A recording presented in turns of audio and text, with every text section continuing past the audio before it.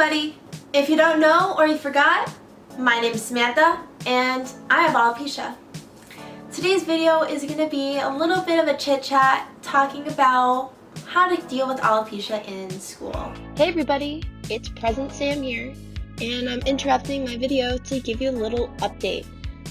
Believe it or not, I'm in college now, which is why I'm on a recording because I took a break from some schoolwork. Oops. But I wanted to give you a quick update about this video. First, this was a whole long video that I filmed in August before I went to school. But after editing, I realized this video would probably be better as a series. There's going to be 3 videos. The one that you're watching right now, which is about how to tell your teachers and friends, if you do so, about your alopecia. The second one's going to be about how to deal with the hair. So that means like styling and stuff like that. And the third one is just going to be about you and how you can remain confident and strong throughout your school year. I figured it would be a great time to do a video like this as school's starting, whether it's virtual or in person. And it's helpful for anybody. Also, by the time that all of these are going to be posted, it is September, which is National Alopecia Awareness Month. So hopefully you're out there seeing all these beautiful people, all their great stories about how they've coped with their hair loss. It's been so inspirational to see all the stories that I've seen so far. But without further ado, before I keep rambling, you're going to go into the first part of the Back to School series. I mentioned in my Q&A part 2, which was questions asked by you guys, I was asked about how to tell friends at school about your alopecia, and I talked about a few things. And I'm just going to reiterate what I said because I feel like that is where you need to start. Thing number 1 to do is to contact your teachers. All throughout my elementary and middle school years, which was kindergarten through 8th grade, I made sure that I told my teachers that I had alopecia. Well, correction, my parents did, but I mean, I talked about it. But it's always important to tell your teachers what's going on. I mean, you can be having a great day and then the next day you'll be sad and maybe your appearance looks different or there's just something going on. And so if you tell your teacher about this, then they'll have a little bit of insight and maybe have an idea of why you're acting the way that you are, and they can reach out to you. It's never a bad thing to have a teacher on your side because they're there to help you and other students. So don't be afraid to talk to them, because I certainly have. It's very nice to be able to know that you have an adult at school that you can go to. Second of all is making sure that you have a solid group of friends. You'll probably have a friend or 2 in most of your classes. What I would do is set them aside and tell them about it and explain to them. I mean, I might go through some visible changes, so I just want to let you know in case you notice anything. Those types of things. And as I said in the other video, and I will reiterate because it's extremely important, if they do not accept you or treat you differently now because of your alopecia, it's not worth it. Just don't try it. Those are not the type of people that you should be having in your life. You should feel comfortable with your friends. And these friends can be there for you anytime. I mean, if you need to talk to someone your age, go to them. If someone says, God forbid, something horrible to you in school, you should hopefully have somebody who will stand up for you, and that's always a great feeling. Personally for me, I have experience with both teachers and students. This was all mainly in kindergarten and elementary school because that's when my whole alopecia experience was kind of at its peak until now. But when I was in kindergarten, I got a wig. I got to kindergarten early. We told my kindergarten teacher that I had a wig on and whatever. Every time a student came in, I would scream, I have a wig on, I have alopecia! And like, I didn't know any better. Everyone in my class was like,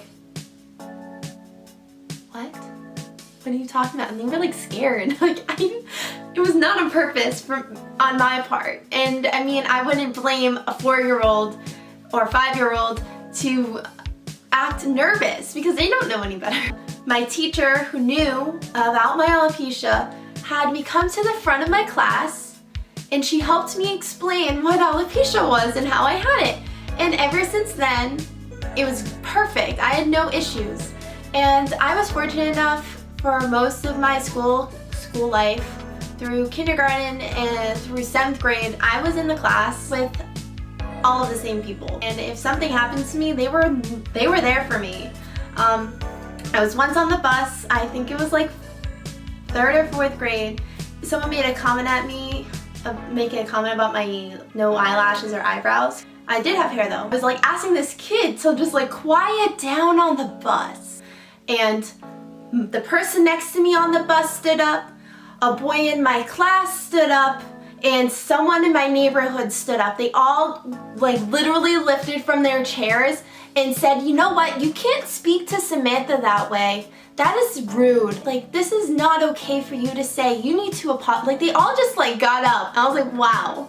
I mean, like, I was so young. I don't really remember all the specifics anymore, but that is gonna be in my memory forever. That is an example of why it's so great to have friends who know they have alopecia in school in case something like that happens. But something else, this is for any parents out there, you can go into the class and you can read them a story. I think I have some. I have 3 books here. I'm gonna show you guys them because I think it would be helpful for somebody, a parent. It's always great to maybe go in for story time and read a book about alopecia to the students because, I mean, they'll be engaged. It's a book. Little kids love books. So the first one is The Girl with No Hair, a story about alopecia areata. Looks like this. I don't remember any of these books very well, but I mean, obviously this is about a girl with alopecia areata, so that's really helpful. This one is called Bella and Gizmo's Adventures. Bella gets a new sweater. I believe it's about a cat who has alopecia or something of that sort. I know this is a book about alopecia. And to conclude, this one's called Destiny's Purpose, and I believe this one is about a alpaca. Yep, this one is about an alpaca that has alopecia. It says on the back, a portion of the proceeds from this book will be donated to the National Alopecia Areata Foundation. Those are a few things that you should like start on when you're in school, and if you're just getting diagnosed or want to tell more people and you're like in elementary school.